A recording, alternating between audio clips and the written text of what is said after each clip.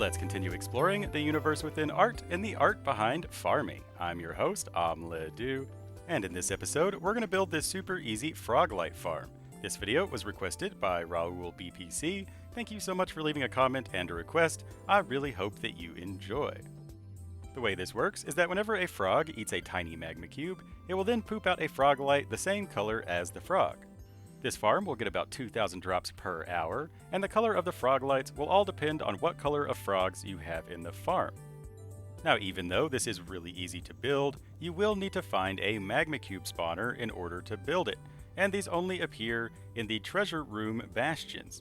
So if you're using a resource like Chunk Base in order to find these structures, just keep in mind that there are 4 different types of bastions, and you are looking for the treasure room variety. So I would highly recommend using Chunk Base to help you locate a treasure room, but if you don't want to, you can always explore the nether all on your own. Here are the materials that you will need in order to build this. The main thing is that you will need 57 buckets of powdered snow, which you can either collect from cauldrons or from a snowy mountain biome. You will also need either a few stacks of glass or a few stacks of solid blocks, but I would recommend using glass not only so that you can see the inside of the farm, which is always cool, but also because it is spawn proof. Once you find a magma cube spawner, we just need to make the area safe. So clear out the bastion and fill in all of this lava. You wouldn't want to burn yourself while you're trying to make the farm. We also need to prevent the spawner from pooping out magma cubes because they are super duper annoying. And all we have to do to turn it off is surround it in glass. So we need 1 block above it and 1 block below it. And then we need to extend this out 4 blocks in every direction so that we will end up with like a diamond of glass. So like 4 blocks going out in each orthogonal direction. And then after that, we just fill in the middle parts so that we will be left with a diamond that is 9 by 9. And technically, you could use other blocks, but you will have to remove this later. And so using glass will allow you to be able to see where the spawner is so that you don't accidentally break the spawner, because that would be horrible if you accidentally broke the spawner. So just use glass and make a 9 by 9 diamond 1 block above and 1 block below where the spawner is. And when it comes to dealing with magma cubes, I would highly recommend having a safe area that you can retreat to, and also dealing with the big cubes is a lot easier than dealing with the tiny ones. So a lot of times I just trap the big ones rather than dealing with trying to kill all the little ones. But once you've blocked off the spawner and filled in the lava, it is now time to dig a hole. So aligned with the farthest glass, we're going to dig out that block and the 2 blocks next to it. So basically, we're going to make a circle that is 9 blocks wide, that the edges of that circle are 3 blocks wide. So just 3 blocks aligned with the outermost points of the glass, and then just 1 diagonally in, connecting those sides together. And be careful about lava. Remember that you are in the nether and lava is everywhere. But once you've mapped out the 9 by 9 circle, we're going to dig this down 10 blocks so that there will be 14 blocks of air in between the spawner and the floor of your new tube. And technically, as long as the floor is more than 10 blocks away from where the spawner is, it will be okay. Also be sure to fill in any holes or caves as you go along. You want your tube to be completely smooth. But then we're going to place carpet on the bottom of the tube so you have a 9 by 9 circle of carpet, and this will prevent other things from spawning. Now on one of the sides, we're going to build a temporary exit and just go ahead and make a staircase back up to the surface. Because we are going to need back up there later on to remove that glass and to build the top part of the farm. But for now, we're actually going to just fill this in with powdered snow. So right here, 1 block above where the carpet is, we need to fill in this entire layer with powdered snow buckets. We need the powdered snow to kill all the big magma cubes because the froggies can only eat the tiny ones. But then fill in the hole that you used to escape, and I would recommend using glass so that you can see the froggies and the cubes in the farm. But then we're going to dig down 2 directly underneath our platform. And this room needs to be a little bit bigger than your platform, so maybe like an 11 by 11 square that is 2 blocks underneath your platform. And go ahead and mark out where your platform is on the ground here so that we know exactly where the platform is. I would also recommend using glass as the bottom block on the walls, so that you can see your froggies and see the cubes and see exactly where your platform is. We also need a staircase to access this area later on, because this is where your drops are going to end up. But now we need to build a 9 by 9 square platform, 1 block underneath our 9 by 9 circular platform, like so. So this platform should be aligned with the edges of the circle that has carpet on it. So like right there and right there, we need a 9 by 9 square. It's also helpful to have glass down here so that we can see exactly where our platform is. But then break out one of the corners on this square, place a double chest off to the side, 1 block away from that, a hopper pointed into that chest where the corner block used to be, then go up by 2 blocks so that we have a block diagonally up from the hopper. Now we need to place a powered rail on top of this hopper, then a regular rail next to that, and then 3 powered rails after that. Then we're going to keep going with regular rails 1 block away from the edge. Then we're going to curve it back around so we don't actually need those 2 blocks right there. Then go back with rails, and right here aligned with the center, all of these are going to be powered rails. And then everywhere else is going to be regular rails. Except right here next to our hopper, we're going to curve the rail 1 block away from the edge so that it doesn't connect with that first powered rail. But from now on, the rail system's going to go all the way to the edge of our square so that it's underneath our entire platform. But just make sure to place powered rails on this center line and then regular rails everywhere else. So again, all of the future rows are going to go all the way to the edge of our square platform. And while I place these rails, let me just say that I hope that you are enjoying this video. And if you are, don't forget to smash that like button. But at the end of this very last row, we're going to place nothing but powered rails, going into a solid block. So right here on the corner, we're going to place a solid block so that the powered rails are going directly into that block. Now aligned with the center, where we have all of our powered rails, we're going to dig down a temporary tunnel underneath this so that we can place levers on the bottoms of these blocks and turn these levers on, so that these levers will then power our powered rails.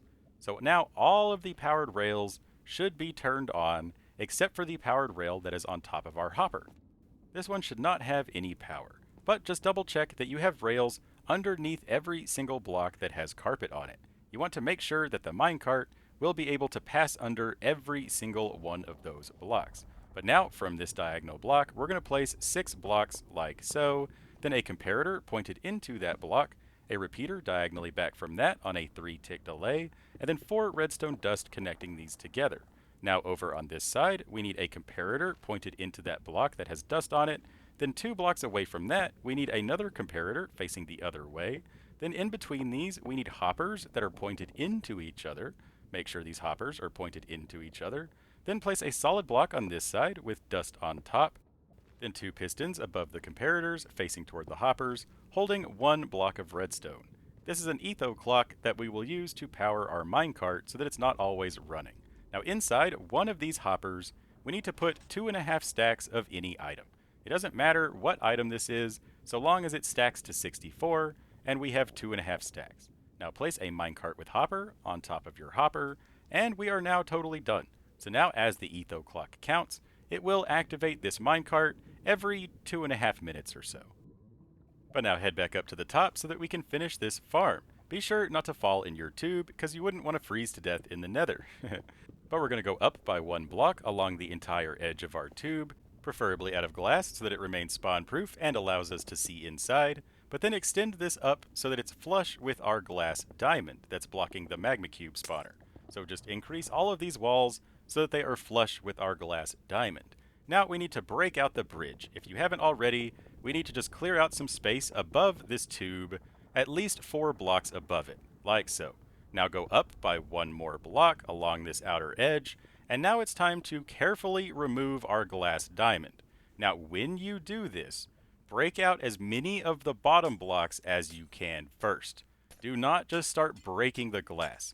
Be sure to start off by breaking as many of the bottom ones as you can, because if you start breaking the top, this could happen. You know, a magma cube could just jump out of nowhere and totally get you.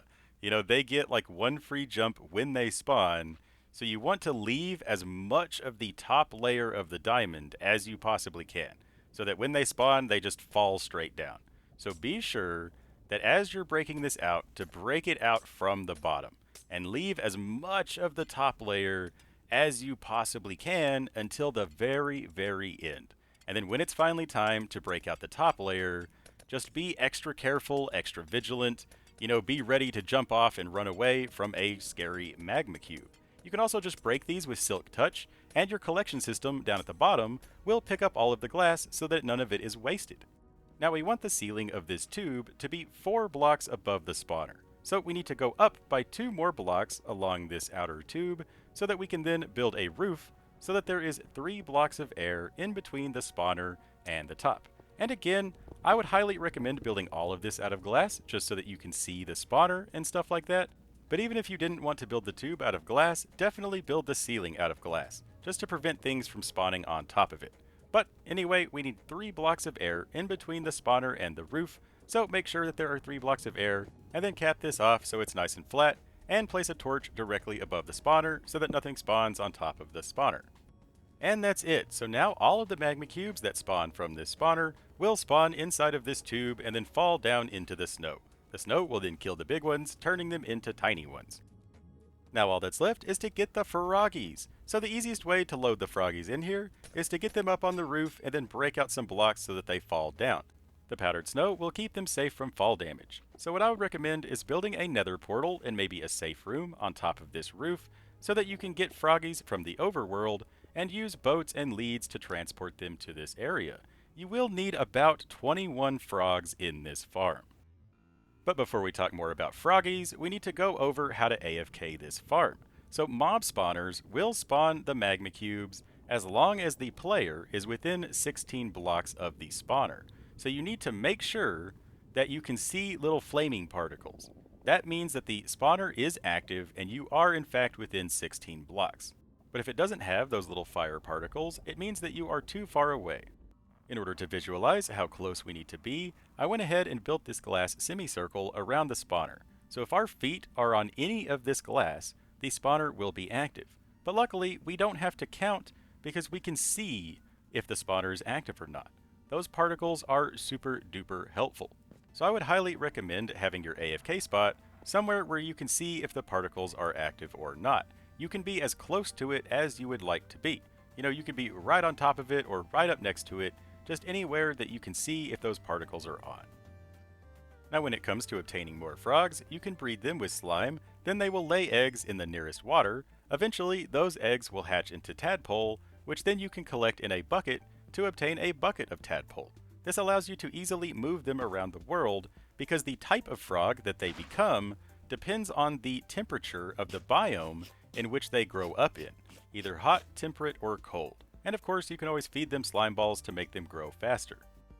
And the color of froglights that you obtain will match the color of frogs that are in the farm. So if you just want green froglights, you only need to put in green frogs. Now if you raise a tadpole in the nether by just placing a bucket of tadpole and then quickly feeding it slime, it will always be the warm biome variety, so the white frog.